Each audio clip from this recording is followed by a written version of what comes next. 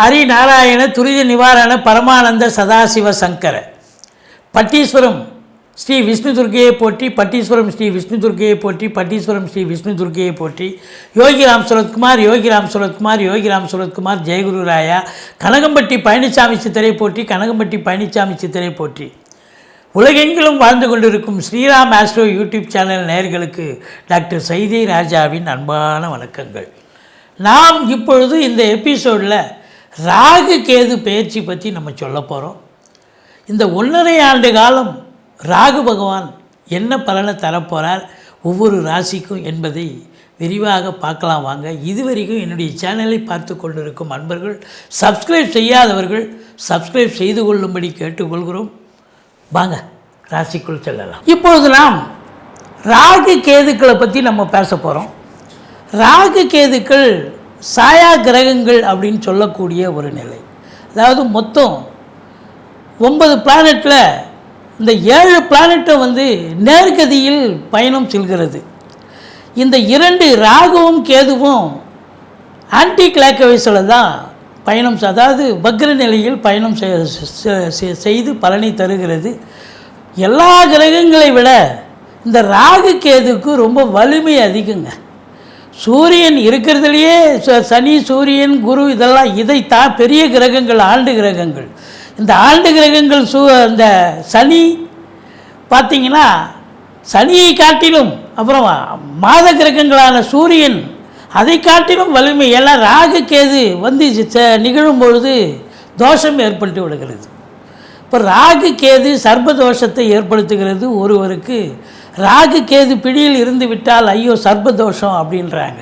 அதுவும் குறிப்பாக லக்னத்தில் ராகுவோ, ராசியில் ராகுவோ இல்லை இருந்தால் 7ஆம் இடத்துக்கு கேது போயிடுவார்.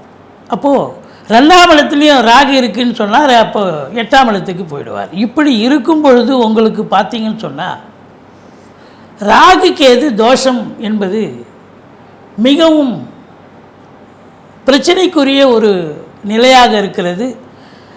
இந்த 32 வயசு வரைக்கும் பார்த்தீங்கன்னு சொன்னால் இந்த ராகு கேதுக்கள் பிடியில் எல்லா கிரகங்களும் இருந்துச்சின்னு சொன்னால் பிறப்பு ஜாதகத்தில் அப்போ அவங்கள பெருசாக ஃபங்க்ஷன் பண்ண விடாது. 32 வயசு வரைக்கும் அவங்களுக்கு காலசர்ப்ப தோஷம்.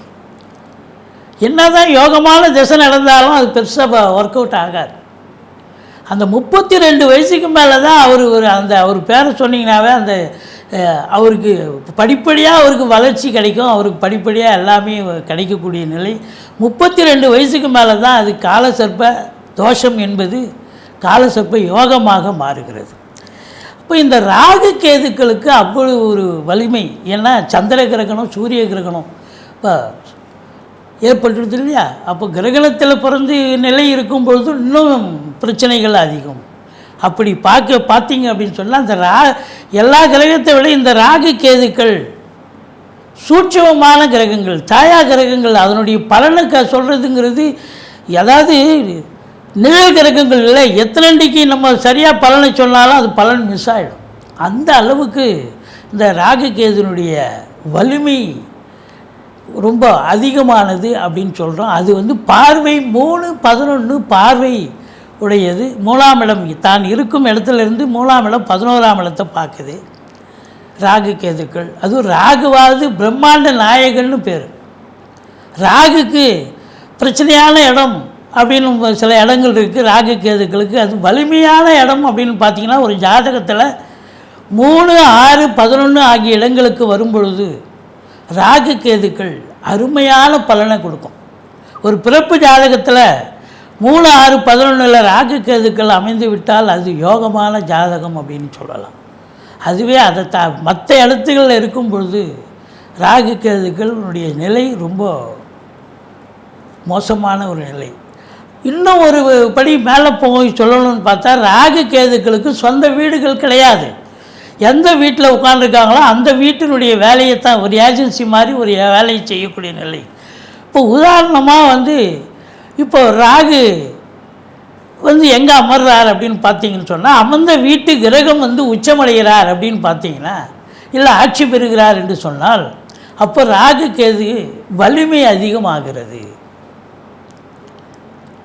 ஸ்தானபலம் கூடுகிறது, வலிமை அதிகமாகிறது. ஸோ ராகு கேதுக்களுக்கு கொஞ்சம் சூட்சமான சில எத்தனை விதிகளை நம்ம கையில் எடுத்து பலனை சொன்னாலும் அது கொஞ்சம் பிரேக் ஆகி போயிடும். அந்த அளவுக்கு இந்த ராகு கேதுக்கள் சாயா கிரகங்கள் ரொம்ப எச்சரிக்கையாக பலன் சொல்ல வேண்டியதாக இருக்குது. ரொம்ப காஷியஸாக இருக்க வேண்டிய நிலை. இப்போ இந்த ராகு கேதுக்களுடைய வலிமை மற்ற கிரகங்களை விட அதிகம் அப்படின்னு நம்ம சொல்கிறோம்.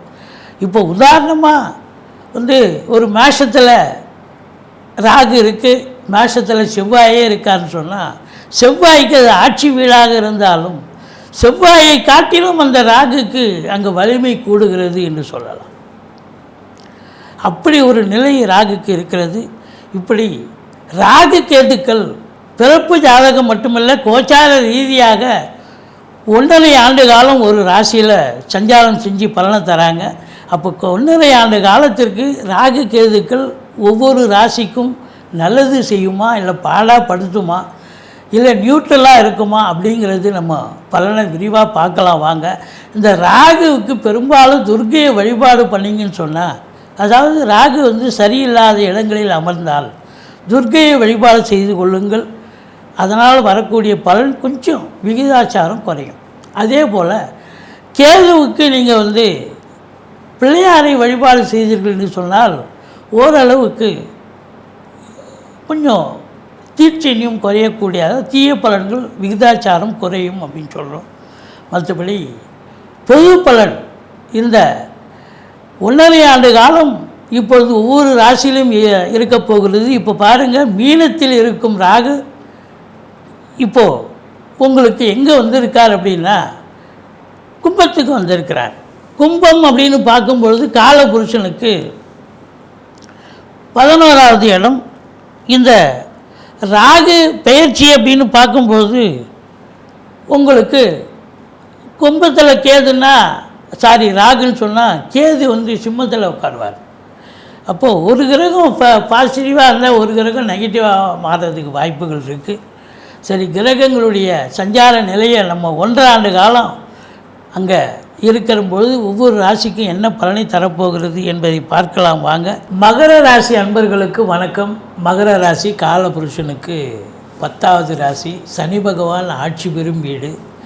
இப்பொழுது ராசிநாதனான சனி பகவான் உங்களுக்கு மீனத்தில் 3ஆம் இடத்தில் உபஜயஸ்தானத்தில் இருக்கிறார். 2.5 ஆண்டு காலம் அவர் அங்கே இருப்பார். சனி பயிற்சி இப்போ தான் நடந்தது. இப்போ ராகு பொறுத்தவரையிலையும் இந்த ராகு கேது பயிற்சி இந்த மகர ராசியில் பிறந்த அன்பர்கள், அதாவது இந்த மகர ராசியில் என்ன நட்சத்திரங்கள் இருக்குதுன்னு பார்த்தீங்கன்னா, உத்திராடம் 2, 3, 4 பாதங்கள், திருவோணம், அவிட்டம் 1, 2 பாதங்கள் உள்ளடக்கியது. இந்த ராகு கேது பயிற்சி இந்த மகர ராசியில் பிறந்த அன்பர்களுக்கு சாதகமா அல்லது பாதகமா பார்க்கலாம் வாங்க. அதாவது ராகு பகவான் 3ஆம் இடத்தில் இருந்த ராகு 2ஆம் இடத்துக்கு வந்துட்டார். 3ஆம் இடம் சூப்பரான இடம். 3, 6, 11 ஆகிய இடங்களில் ராகு கேதுக்கள் வந்தால் அற்புதமான பலன்களை வாரி வழங்குவார்னு ஜோதிட கிரந்தம் சொல்கிறது. இப்போ 3ஆம் இடத்துல இது நாள் வரைக்கும் உங்களுக்கு நீங்கள் ஜெயிச்சிங்க, தொட்டதெல்லாம் சக்ஸஸ்ஸு அப்படின்னு சொன்ன நிலை. ஆனால் இப்போ அவர் 2ஆம் இடத்துக்கு வந்துட்டார். 2ஆம் இடம் ஸ்தான பலமாக இல்லை. 2ஆம் இடம் பார்த்தீங்கன்னு சொன்னால் குடும்பஸ்தானத்தில் உட்கார்றார். குரு குடும்பத்தை ஒரு பிரம்மாண்டத்தை பண்ணுவார். எதை செஞ்சாலும் பெருசாக பண்ணணும்னு நினைப்பார். அவர் பிரம்மாண்ட நாயகன். சரி, ஒரு கடகண்ணி ஆரம்பிக்கலான்னா கூட சரி, இது வேண்டாம், இதை விட பெருசாக ஆரம்பிக்கணும். இல்லை ஒரு தொழில் பண்ணணும், இந்த சம்பளம் பத்தாதுன்னு இதை விட வேறு வேலை வேணும் அப்படின்னு எதையுமே போய் உட்காந்து வேலை பார்க்க மாட்டேங்க. உருப்படாத அளவுக்கு பிரச்சனையை பண்ணிவிடுவார். 2ல் ராகு அதுதான். அது மட்டும் இல்லை, ஒரு சொல் வெல்லும் ஒரு சொல் கொல்லும்னு பெரியவங்க சொல்லியிருக்காங்க. இந்த ராசி அன்பர்கள் உங்களுடைய தசாபுத்தி சிறப்பாக இருந்ததுன்னு சொன்னால் உங்களை உண்மை தூக்கி பெரிய லெவலில் உட்கார வச்சிரும். ஏன்னா அதுதான் 70% பேசும். இது கோச்சாரம் என்பது 30% தான். அப்போது உங்களுக்கு 2ல் ராகு அப்படின்னா சில பேர் இப்போ ஒரு சிலர் சொற்பொழிவாளர் இருப்பாங்க, மேடை பேச்சாளர்கள் இருப்பாங்க, அரசியல்வாதிகள், இல்லை ஜோதிட அறிஞர்கள், இதுபோல் எழுத்தாளர்கள், இதுபோல் அன்பர்கள்லாம் பார்த்திங்கன்னா அவங்க பேசுகிறது அப்படியே நறுக்குன்னு சூப்பராக பெரிய லெவலில் ரீச் ஆகும் அந்த வீடியோவோ அந்த பேச்சோ பார்த்திங்கன்னா. ஏன்னா 2ல் ராகு சூப்பர். அவங்க நேரம் நல்லா இருந்ததுன்னா கொண்டு போய் உட்கார வச்சிடும் பெரிய லெவலில். அந்த பேச்சே அவங்கள விளம்பரப்படுத்தி பெரிய லெவலில் கொண்டாந்துடும். ஆனால் இந்த ராகு 2ல் இருக்கிறது, குரு பார்வையில் இருக்கார் பாருங்க, அதுதான் ரொம்ப முக்கியம். இந்த ஓராண்டு காலம் குரு பார்வையில் இருக்கிறதால நிச்சயமாக சூப்பர். நீங்கள் பேசுறதெல்லாம் சக்ஸஸ் ஆகும். பெரிய அதாவது ஒரு ஜோதிடராக இருந்து பலிதம் கிடைக்கும், அதாவது வாக்கு பலிதம் இருக்கும். வழக்கறிஞராக இருந்தால் சக்ஸஸ் ஆகும். தொழிலில் இந்த கேஸை நடத்தி பெரிய லெவலில் ஆர்குமெண்ட் பண்ணி வின் பண்ணக்கூடிய ஒரு நிலை. எங்கேப்பா இருந்த இவ்வளோ நாளாக அவன் திறமையை வச்சுருந்து அந்த அளவுக்கு அந்த வாதிடும் திறமை, வாக்கு திறமை ஏற்பட்டு வீரியம் கிடைத்து சாதிக்கக்கூடிய நேரம். அப்போ ரேட்டிங் கூடும்ல. இந்த ஓராண்டு காலம் குடும்ப விருத்தி அப்படின்னா குடும்பத்தை எப்படி விருத்தி பண்ணுவார்? கல்யாணம் பண்ணாதவங்களுக்கு கல்யாணத்தை பண்ணக்கூடிய நிலை, இல்லை குழந்தை பாக்கியம் இருந்தால் குழந்தை பாக்கியத்தை ஏற்படுத்தி ஒரு டிக்கெட் அதிகமாகும். அப்போ குடும்ப மேன்மை, பொருளாதார மேன்மையும் கிடைக்கும். எதை செஞ்சாலும் சிம்பிளாக செய்ய மாட்டீங்க. அதான் சொன்னேன்னா பெருசாக சாதிக்கணும்னு நினைப்பீங்க. அது குரு பார்வையில் இருக்குது, சூப்பர். அப்போ குரு பார்வையில் இருந்து இந்த ஓராண்டு காலம் இந்த ராகு பகவான் அவர் உட்கார்ந்த இடம் சரியில்லை என்றாலும் கூட குரு பார்வையால் மேன்மையான ஒரு சூழல் கண்டிப்பாக அமைந்து விடுகிறது, சாதகமாக அமைந்து விடுகிறது. இப்போ கடைசி 6 மாதம் எப்படிங்க இருக்கும் அப்படின்னா 2ல் ராகு. பேசுறது பார்த்து பேசணும். ஒரு சொல் வெல்லும்னா ஓகே, ஒரு சொல் கொல்லும்னு ஒரு நிலை இருக்குல்ல. ஏதாவது ஒரு சில பேசி ஒன்றை கிடக்க ஒன்றாகி எழுத்து முறை நிலைமை ஆகிடும் கட்சியில். ரொம்ப கஷ்டம். அதுலேயும் இந்த யூடியூப் நடத்துகிறவங்க, வாத திறமை விடுறவங்க, பேச்சு திறமை விடுறவங்க, இவங்கெல்லாம் ரொம்ப ஜாக்கிரதையாக இருக்கணும். அரசியல்வாதிகள், சொற்பொழிவாளர்கள், மேடை பேச்சாளர்கள், இவங்கெல்லாம் ரொம்ப ஜாக்கிரதையாக இருக்கணும். அந்த கடைசி 6 மாத காலம் ஏதோ ஒரு சொல்லால் அது பெரிய லிட்டிகேஷன் ஆகி அது எங்கேயோ கொண்டு போய் அதெல்லாம் பாதாளத்தில் தள்ளிடும். அது மாத்திரம் இல்லை, குடும்பத்தில் சண்டை சச்சரவு, பிரச்சனைகள், பிரிவினைகள், ஒத்து போகணும், விட்டு கொடுத்து போகணும். எல்லாருக்கிட்டையும் சரி சரி அப்படின்னு விட்டு கொடுத்து போனீங்கன்னா வாழ்க்கை கெட்டு போவதில்லை. கொஞ்சம் ஈகோ பார்த்து இல்லை இது பார்த்தீங்கன்னு சொன்னால் அவ்வளோதான். குடும்பத்துக்கு கணவன் மனைவி மட்டும் இல்லை, மற்ற குடும்ப உறுப்பினர்களும் மல்லு கட்டி நிற்பாங்க. எச்சரிக்கையாக இருக்கணும். சரி, வாட்டை போட்டு கேது பாருங்கள், இது வரைக்கும் 9ஆம் இடத்துல இருந்து வந்த கேது இப்போ 8ஆம் இடத்துக்கு வந்துட்டார். 8ஆம் இடம் அப்படின்னு பார்க்கும் பொழுது 8ங்கிறது நல்ல இடமே கிடையாது. அசுபஸ்தானத்தில் அசுப கிரகங்கள் இருக்கிறது நல்லது தான். கெட்டவன் கிட்டிடும் ராஜயோகம் தான். இருந்தாலும் இந்த சனி வீட்டுக்கு சூரியன் வீடு பகை. அங்கே போய் கேது உட்காந்தாச்சின்னு சொன்னால் நீங்கள் யாருக்காவது எதாவது நல்லது செய்ய போய் அது கெடுதலாக மாறி உங்களுக்கு போலீஸ் ஸ்டேஷன், கோர்ட்டு, வம்பு, வழக்குன்னு கொண்டு போய் பிரச்சனையை கொண்டாந்துடும். அசிங்கம், அவமானத்தை தேடித்தரும். அதனால் ரொம்ப எச்சரிக்கையாக இருக்கணும். அதுதான் அங்கே இருக்கிற இந்த 1.5 ஆண்டு காலமும் நீங்கள் கேது 8ல் இருக்கிறது சரியில்லாத சூழல். ரொம்ப எச்சரிக்கை தேவை அப்படின்னு சொல்கிறோம். சரி, வாட்டை போட்டு சனி சூப்பருங்க. இருக்கிறதுலையே பார்த்திங்கன்னா உங்கள் ராசிநாதன் உபஜயஸ்தானத்தில் 3ஆம் இடத்துல போய் அமர்ந்திருக்கிறார் பாருங்கள். குரு 5ல் உட்காந்து சூப்பராக இருந்தார். கெஞ்சினாலும் கிடைக்காதுன்ற மாதிரி இருந்த குரு 6ஆம் இடத்துக்கு போயிட்டார். 6ல் குரு, ஊரில் பகைணும். குரு சாதகம் அல்ல. ராகு கேது பேச்சு சாதகம் அல்ல. ஆனால் குரு பார்வையால் ராகு ஓராண்டு சாதகமாக இருக்கிறது.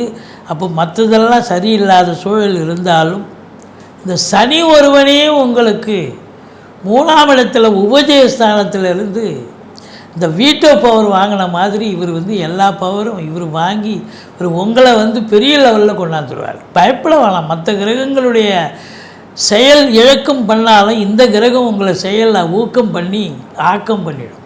பெரிய லெவலில் வெற்றி பெற வைக்கும் அப்படின்னு சொல்லலாம்.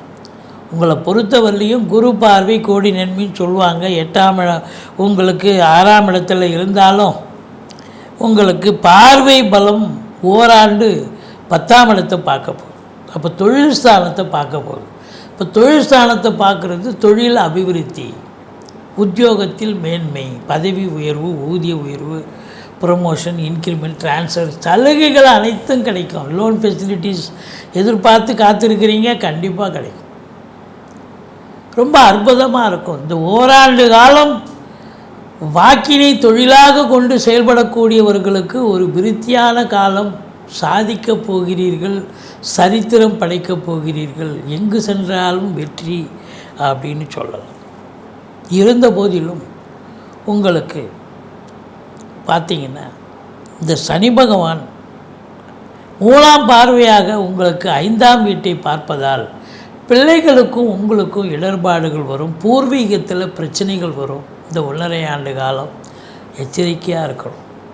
ஏன்னா சனி பகவானை வச்சு பார்க்கும் பொழுது இந்த 1.5 ஆண்டு காலம் 3ஆம் பார்வையாக 5ஆம் வீட்டை பார்ப்பதால் பிள்ளைகளுக்கு இடர்பாடு, படிக்கிற இடத்துல மற்ற பிள்ளைகளுக்கும் இவங்களுக்கும் தகராறு வரும், இல்லை இன்ஸ்டியூஷன் மூலமாக எதாவது பிரச்சனை வரும், நிர்வாகத்தின் மூலமாக, இப்படி சொல்லிக்கிட்டே இருக்கலாம். அதனால் உங்களை பொறுத்தவரையிலையும் அதே சனி பகவான் உங்களுக்கு 9ஆம் இடத்தை பார்க்குறார். 9ஆம் இடம் தந்தைக்கு இடர்பாடுகள், தந்தைக்கு பின்னடைவு, தந்தைக்கு தேக ஆரோக்கிய குறைவு, அப்படி தந்தைக்கும் உங்களுக்கும் பிரச்சனை, இப்படி சொல்லக்கூடிய ஒரு நிலை. இருந்த போதிலும் இந்த ராகு கேது பயிற்சி, ராகுவுக்கு விஷ்ணு துர்க்கையை வழிபாடு செய்து கொள்ளுங்கள், கேதுவுக்கு கீழ்பெரும்பள்ளம் மற்றும் பிள்ளையாரை வழிபாடு செய்து கொள்ளுங்கள். இந்த ராகு 1 வருஷம் நல்லதையே செய்ய போகிறார், கடைசி 6 மாத காலம் பிரச்சனையை தருவார். கேது இந்த 1.5 ஆண்டு காலம் கொஞ்சம் அறிமுகம் இல்லாத இடம், அறிமுகம் இல்லாத நபர்களிடம் மிகுந்த விழிப்புணர்ச்சியோடு இருக்க வேண்டும். வேலை பார்க்குற இடம், தொழில் பண்ணுற இடம், உத்தியோகம் பார்க்குற இடத்துல. மற்றபடி மற்ற கிரகங்கள் உங்களுக்கு பாதகத்தை ஏற்படுத்தினாலும் ராசிநாதனான சனி பகவான் உங்களுக்கு யோகத்தை நிலைநிறுத்துவார் என்று சொல்லலாம். நன்றி. வாழ்க வளமுடன்.